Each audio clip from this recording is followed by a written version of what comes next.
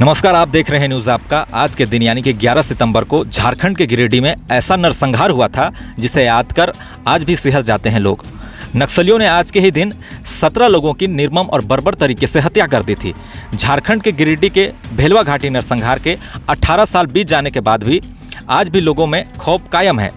11 सितंबर 2005 की उस काली रात को याद कर आज भी लोग सिहर जाते हैं। उस काली रात को नक्सलियों ने हमला कर 17 लोगों की हत्या कर दी थी। ग्रामीणों का कसूर बस इतना था कि उन्होंने नक्सलियों से लोहा लेने के लिए गांव में ग्राम रक्षा दल का गठन किया था। बताया जाता है कि इलाके में नक्सल गतिविधियों को पनपते देख नक्सलियों से लोहा लेने के लिए गांव में ग्राम रक्षा दल का गठन किया गया था। ग्राम रक्षा दल के सदस्य गांव में रथ जगाकर नक्सलियों को गांव में घुसने नहीं देना चाहते थे, जिससे नक्सली नाराज चल रहे थे। नाराज नक्सलियों ने 11 सितंबर 2005 को पूरे भेलवा घाटी गांव को घेर लिया। गांव के घरों की कुंडलियों को बंद कर दिया। इसके बाद ग्राम रक्षा दल के सदस्यों को एक एक कर घर से बाहर निकालकर गांव के बीच चौराहे पर जन अदालत लगाई गई। जन अदालत ने ग्राम रक्षा दल के सदस्यों को मौत की सजा देने का फरमान जारी कर दिया।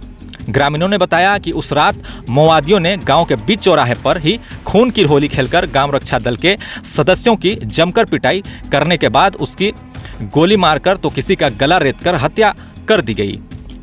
इस घटना के साक्षी लोगों का दिल मौत के उस मंजर को देखकर आज भी दहल उठता है। नक्सलियों ने मृतक मंसूर के घर को बम से उड़ा दिया था, जिसमें कई लोग मारे गए थे। भेलवा घाटी नरसंहार के 18 साल हो गए हैं, बावजूद ग्रामीणों के जहन से उस स्याह रात का सिरहन खत्म नहीं हो रहा है। इस दर्दनाक घटना के बाद तत्कालीन मुख्यमंत्री अर्जुन मुंडा, पूर्व मुख्यमंत्री बाबूलाल मरांडी, सुदेश महतो समेत कई आला अधिकारी गांव पहुंचकर मृतक के परिजनों को 2.5 लाख रुपये मुआवजा, एक नौकरी, आवास, बच्चों को मुफ्त शिक्षा समेत गांव के लिए कई घोषणाएं भी की गई थी। मगर आज तक मृतक परिजनों को 2.5 लाख की जगह मात्र 1 लाख रुपये और एक नौकरी दी गई है। बाकी सारी योजनाएं आज भी बाकी है।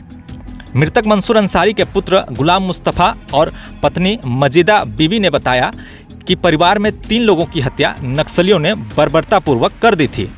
इतना ही नहीं, घर को बारूद से भी उड़ा दिया था, जिसके लिए सरकार 10 लाख रुपये देने की बात बोली थी, मगर सिर्फ अब तक 1 लाख रुपये दिया गया है और एक नौकरी के अलावा अब तक कुछ नहीं मिला है।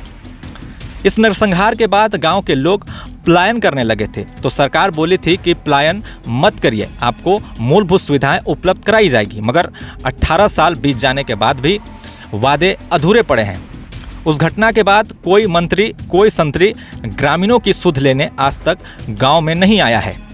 इस गांव के लोग आज भी पेयजल समस्या से जूझ रहे हैं। आज भी भेलवा घाटी गांव में पेयजल व स्वास्थ्य जैसी बुनियादी समस्याओं को दूर नहीं किया जा सका है। 300 से अधिक परिवार वाले इस गांव में लोगों को कई समस्याओं से जूझना पड़ रहा है।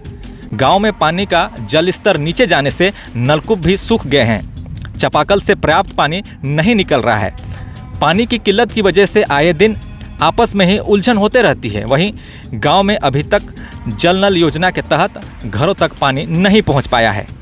अब देखने वाली बात होगी कि इतने साल बीत जाने के बाद भी सरकार की नज़र अब तक आखिर इस गांव में पड़ी क्यों नहीं है। अभी के लिए बस इतना ही। जुड़े रहे हमारे साथ, देखते रहिए न्यूज़ आपका। धन्यवाद।